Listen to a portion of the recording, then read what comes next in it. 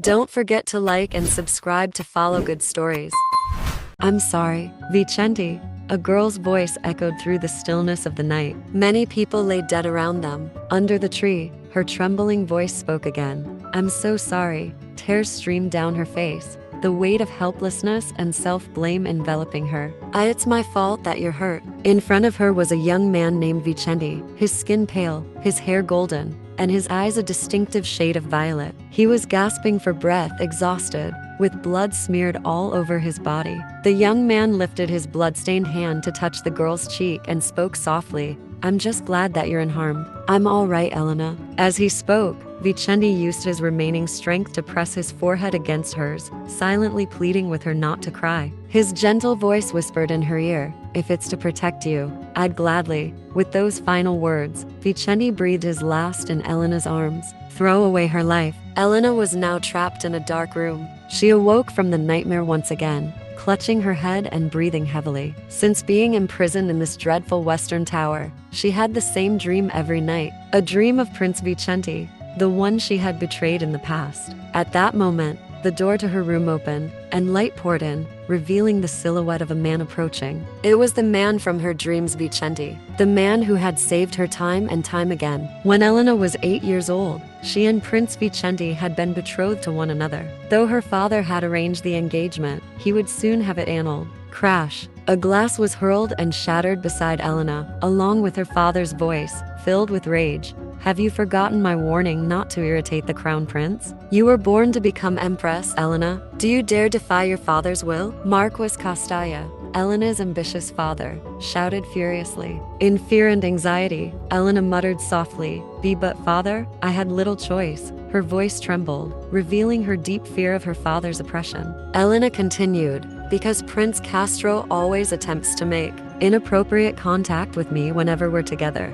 At this, her father paused, turning his back to her and replying, I see. Then I suppose there was no way around it. In any case, ensure that your chastity is guarded. If Castro loses his status as the crown prince, you'll have to marry the third prince. Upon hearing this, Elena was stunned, unable to believe her ears. Father? But isn't the prince still a child? The man's sinister and cruel nature began to show as he responded. Indeed, he's just under the age of 10. However, the emperor has been behaving rather unusually lately. He's been favoring the third prince as if he intends to pass the throne to him. The prince may be young, Elena, but he's a man nonetheless. Elena was startled by her father's cruel reasoning. Seducing him should be no difficult task for you, since you've already seduced 2 of the other princes. In her innocence, Elena believed that Vicente would always be her fiancé. However, as soon as Vicente fell in the line of succession, her father offered her to Castro, the newly appointed crown prince. Up until now, she had endured all kinds of insults and violence from Castro. Thinking about it made her body waver,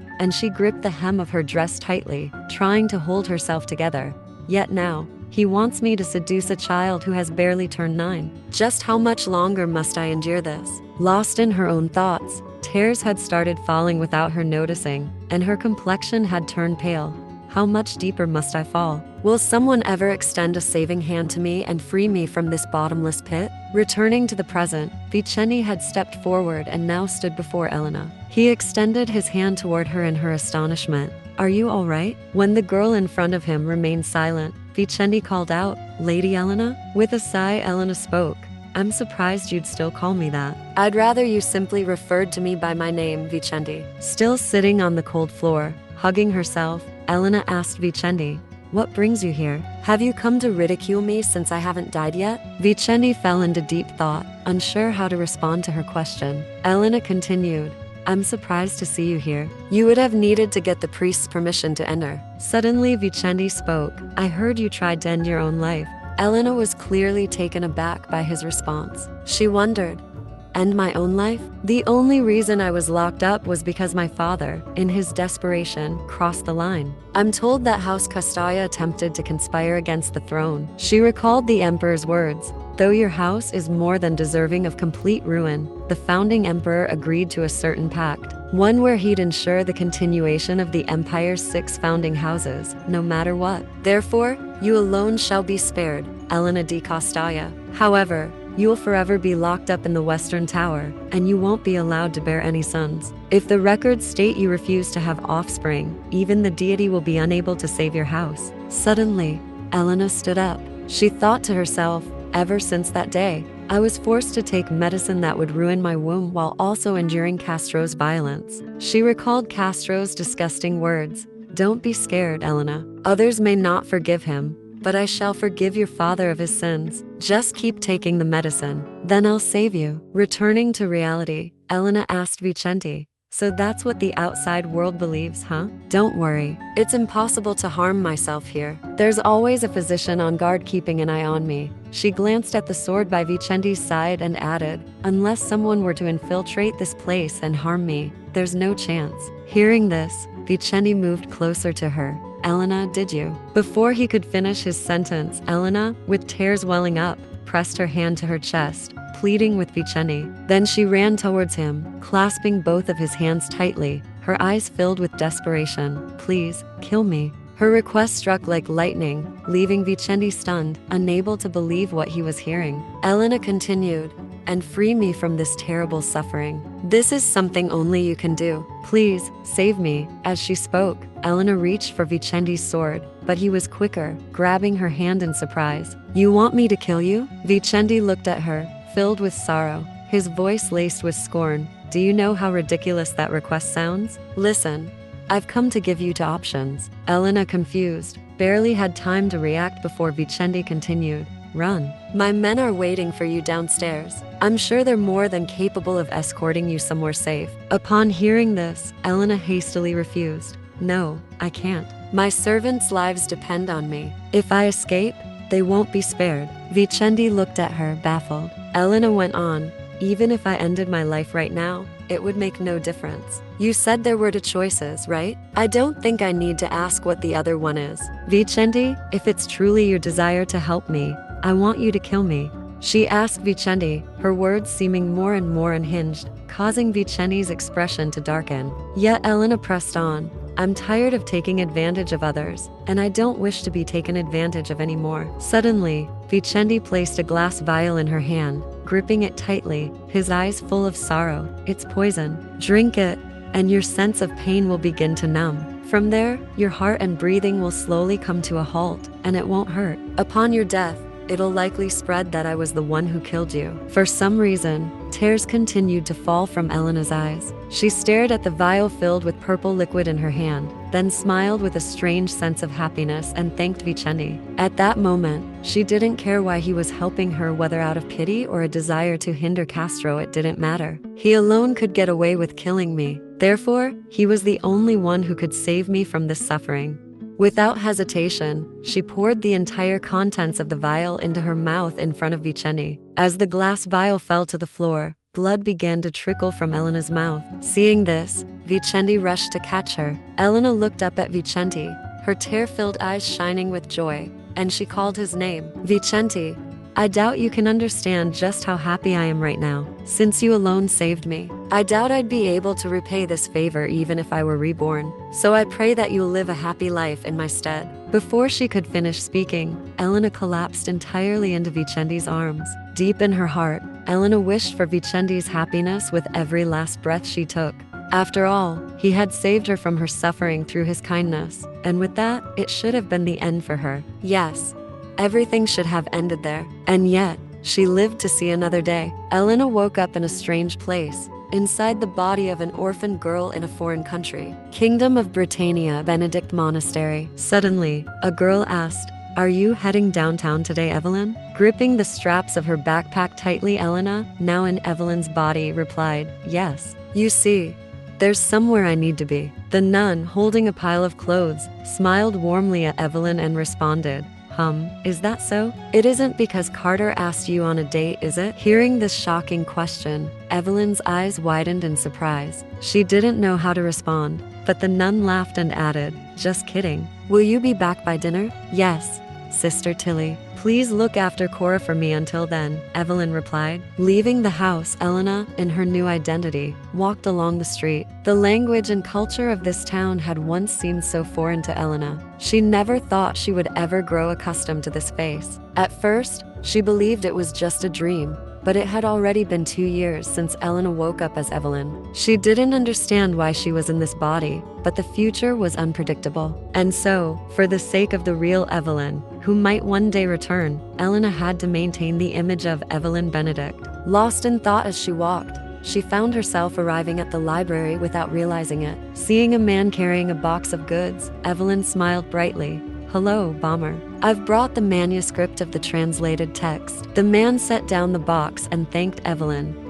Thank you. I'll give you your pay right now. But before that, there's someone who wants to meet you, Evelyn. Surprised by this information, Evelyn couldn't believe her ears and asked, Pardon? Bomber began to explain. The lady over there was very impressed by your work. Nearby stood a woman with purple hair, dressed in a black gown and wearing a mask, holding a book in her hand. At that moment, Bomber continued, so much so, in fact, that she wanted to talk with you. Hearing this, Evelyn panicked. Bomber, you promised you wouldn't tell anyone about me. Bomber placed a hand on Evelyn's shoulder and said, Well, I did, but this is a once-in-a-lifetime opportunity. I hope you understand this is all for your sake, Evelyn. With that, Bomber gently pushed Evelyn towards the mysterious woman despite her reluctance and then closed the door. Letting out a deep sigh, Evelyn spoke, Madam, may I ask why you have come?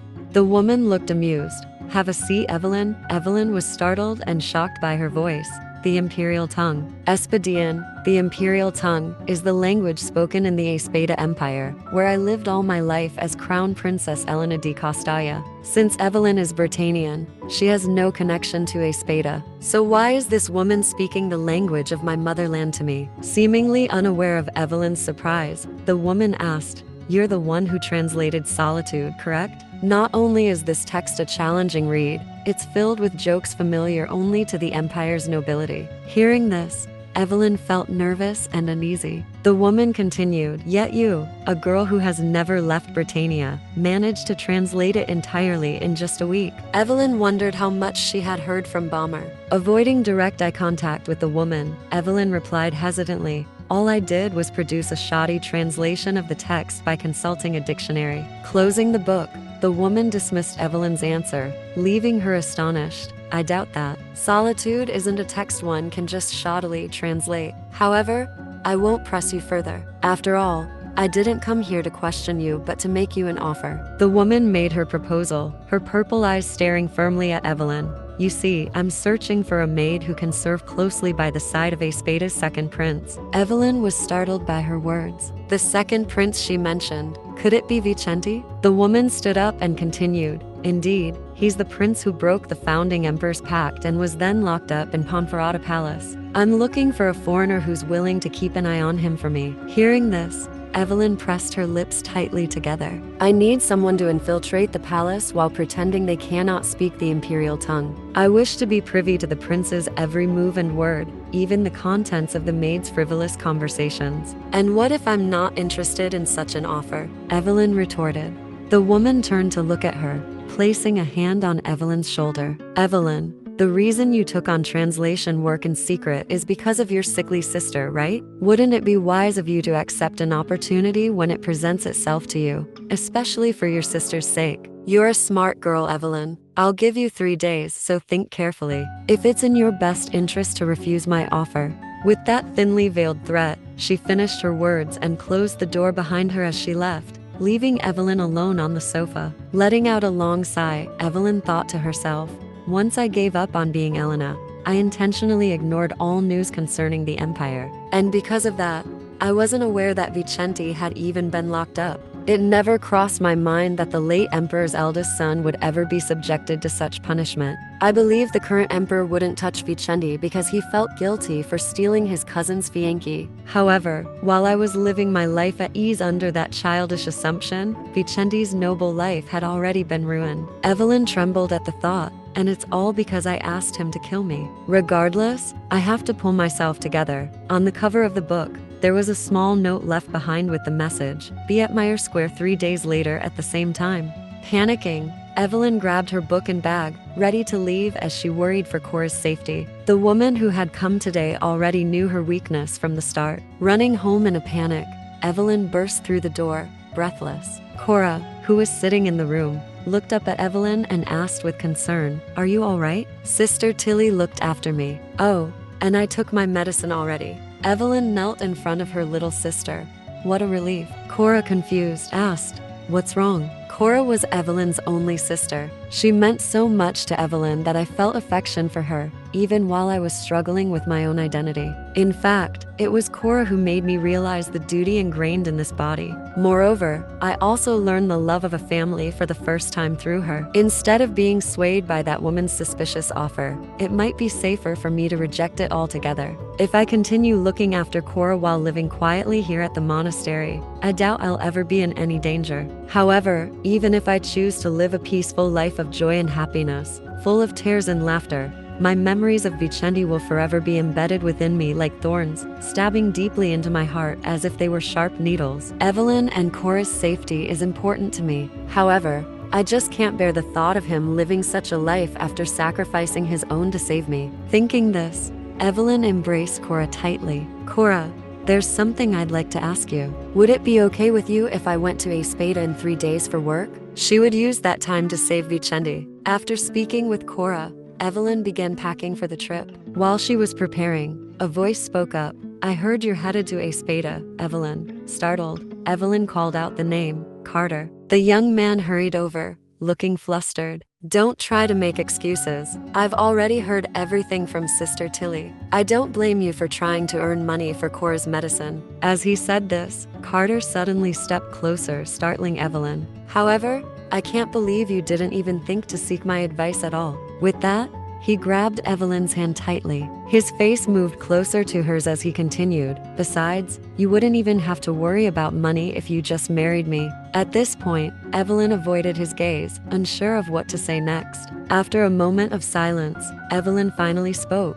"You know I can't do that." Carter and Evelyn were once in a relationship. That is, until Carter's father, the mayor of this town, forced them to separate by threatening Evelyn. Returning to Carter, he was now deeply afraid that Evelyn would leave, so he tried to convince her, "Don't worry. I promise I'll persuade my father." Evelyn shook Carter's hand off and contradicted him.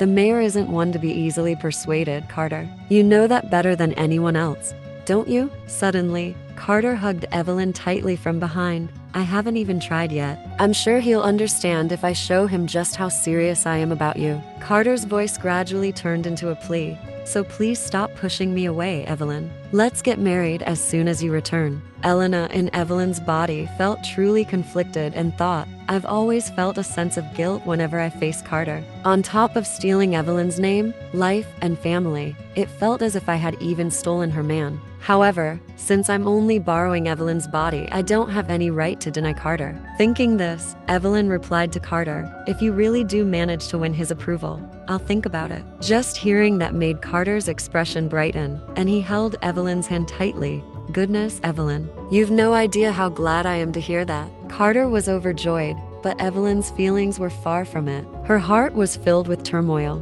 Even if Evelyn were never to return, marrying Carter would be no different from my arranged marriage with Castro. Besides, if love is so blind that he can't even tell I'm not Evelyn, perhaps love is nothing significant. Evelyn smiled brightly, promising to see Carter again after she returned. The next day, snow fell from the sky as the carriage carrying Evelyn arrived in front of a castle. The guard at the gate asked what business they had there. The coachman answered, "I've brought the foreigner girl meant to work at this palace. I'll have you know it was a struggle bringing her here since she doesn't speak the imperial tongue." As this was happening, the guard slowly approached the carriage and asked, "I suppose it's the girl from Britannia, right?" The door swung open, the wind rushing in, and the man glanced at Evelyn. "She seems to match the description." Suddenly, he whispered, "Go inside. I'm sure you have a job to do." As he spoke, he handed Evelyn a slip of paper. She gently unfolded the paper. "Be warned, Evelyn. Though there are others working for me at Ponferrada Palace,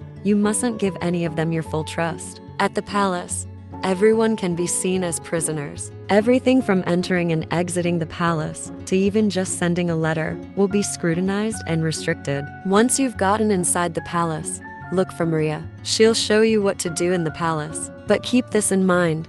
Anything beyond that is your responsibility. If you want enough money to look after your little sister, you must find a way inside the second prince's office. From there, all you have to do is find evidence of his intent to commit treason. After reading the note, Evelyn burned it. The carriage entered the city, and Evelyn stepped down. 2 maids were already waiting for her there. One of them spoke up. "You're Evelyn Benedict, correct?" Surprised, Evelyn responded. "Pardon?" The 2 girls sighed. Looks like it's true that she doesn't speak the imperial tongue. One of them grabbed Evelyn's hand and dragged her along, saying, "Hurry up and follow me. Lord Antonio, the steward, wants to see you." A well-dressed man holding a stack of documents sat across from Evelyn. He was Viscount Antonio, the Lord Steward. He greeted Evelyn politely. "It's nice to meet you, Evelyn." Evelyn placed her hand on her chest and bowed in response. "The pleasure is mine, Lord Antonio." The man looked at her sternly and said, "I see that your work experience and personal history are immaculate, and this recommendation letter is quite impressive. You know, it takes a few days by sea to come from Britannia to Espada. I'm curious how you managed to come from such a long distance without knowing the imperial tongue." Hearing this, Evelyn pulled out a small notebook from her bag. "Oh, I actually received help from one of the nuns for this trip." She spoke a little bit of Espadian. Lord Antonio responded, "Is that so?" Opening the notebook, Evelyn glanced over it before replying, I'm afraid I didn't understand that, my lord." Looking at the paper in her hand, Evelyn panicked internally. "I let my guard down. Since we were conversing in fluent Britannian, I was close to reacting to his Espadian without thinking." Evelyn started to sweat as she sat before the man. At that moment, he spoke again. "Is it really true that you don't speak the imperial tongue at all?" Placing the notebook and the paper on the table, Evelyn responded, "Yes, lord. Though I've memorized a few prayers written in Tachian, I don't know any Espadian." Hearing this, the man waved his hand to the servant and ordered, "I suppose we'll see about that." Then, turning to Evelyn, he said, "Give me that notebook. From now on, use these cards instead. You should be able to communicate with the others by using those." The servant brought the cards to Evelyn, and Lord Antonio continued explaining. They're cards with basic words written in both Espadian and Britannian.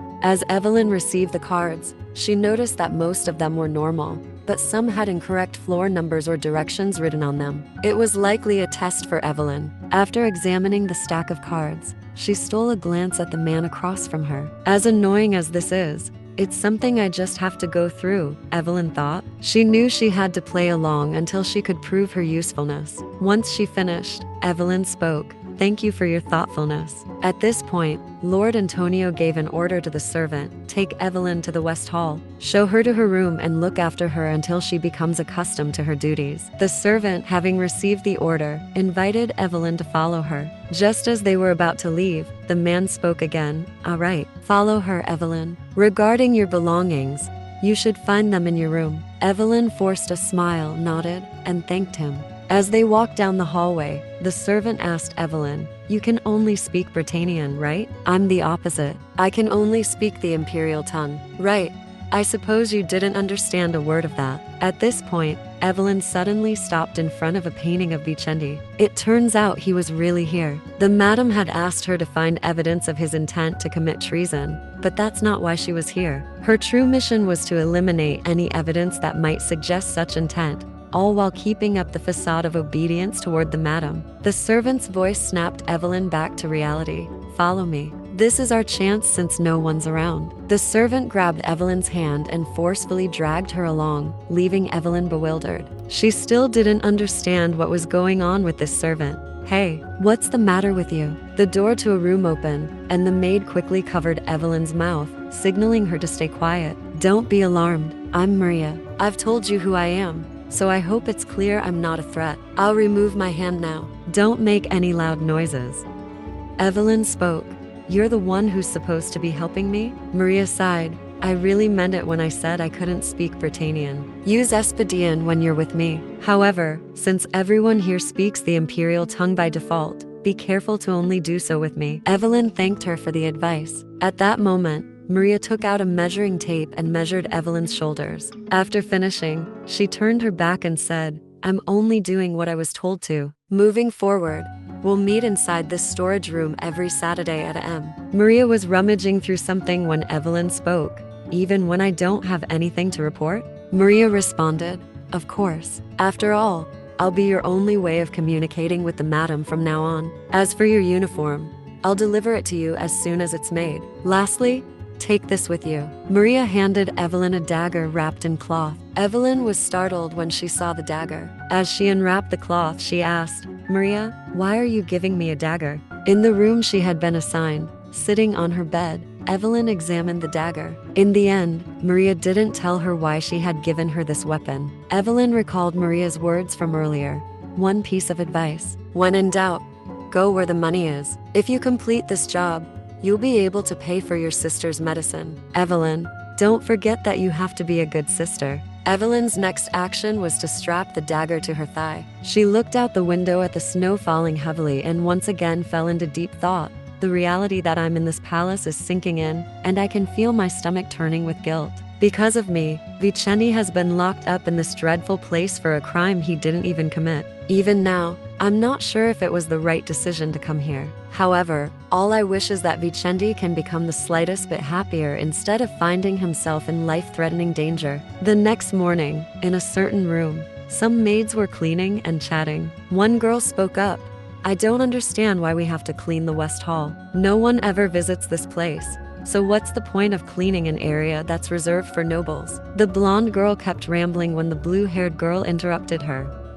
Wait, there's someone over there. She didn't hear us, did she? In the distance, a girl was standing by the window, cleaning the glass. The blonde girl waved it off. Don't worry about her. She's a foreigner, so she doesn't speak any Espadian. You know what? This is actually good timing, Evelyn. She called out loudly, waving at Evelyn. There's something I need you to do, so show me the cards. The cards. Go up one floor and clean there. Okay. Hearing this, Evelyn nodded. The blue-haired girl spoke up.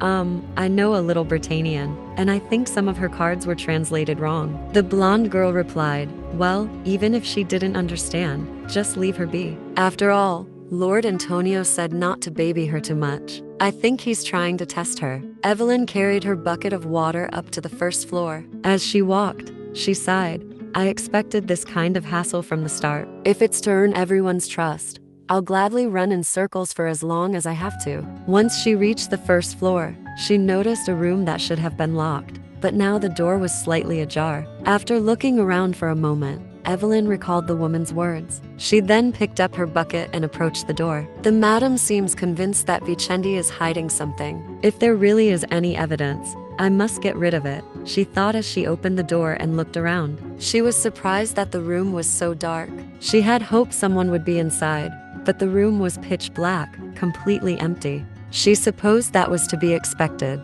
It's not like this is the fourth floor, where Vicente stays, Evelyn thought, assuming she was overthinking things. Just as she decided to search quickly and leave, she bumped into the edge of a desk, where some papers were scattered. There were documents for a hefty loan. This isn't an amount one would borrow with innocent intentions, which must mean it's a loan to raise an army. Vicente always offered the imperial family his loyalty and marched on the front lines to avoid the emperor's suspicion. Is he truly preparing to commit treason? Suddenly, Vicente appeared behind Evelyn, his voice full of warning. You're the new maid. Startled, Evelyn quickly turned around, spilling the bucket of water, which splashed across the floor. Vicente spoke.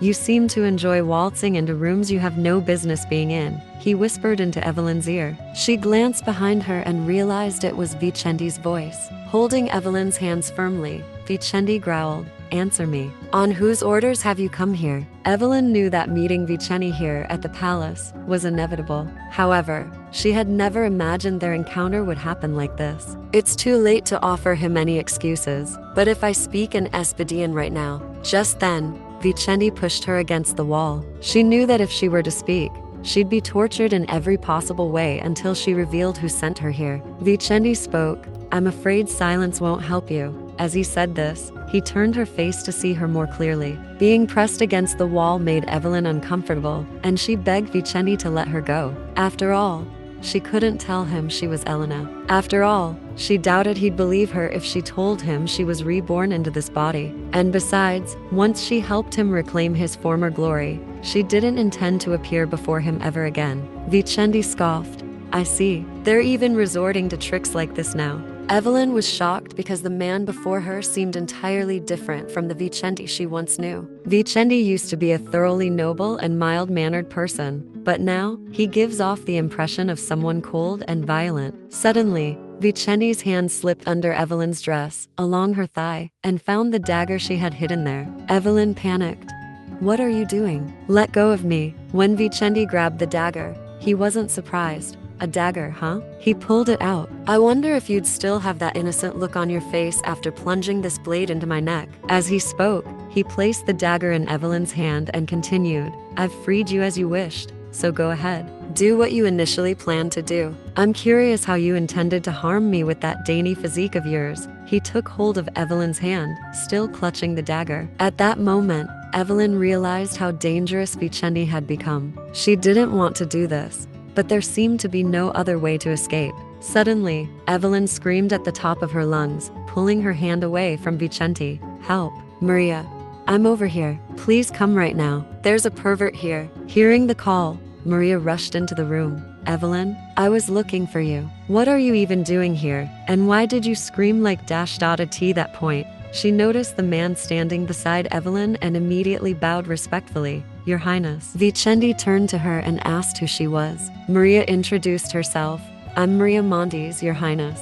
Did she perhaps do something to disrespect you? As he listened, Vicente glanced at Evelyn. Maria quickly bowed and apologized. Please allow me to apologize on her behalf. She's a newcomer assigned to work in the West Hall starting today. However, she's from Britannia, so she doesn't speak the imperial tongue. Since she isn't able to communicate properly, I gave her a weapon for self-defense, just in case. I hope you understand that I wasn't expecting her to cause this kind of ruckus, Your Highness. Though Vicente listened to the explanation, he still seemed suspicious. Everything about this woman bothers me, from her brooding, solemn face to the fact that she seemed surprised, as if she knew who I was. That alone is strange enough. But her dark brown hair and bluish gray eyes, it's pathetic.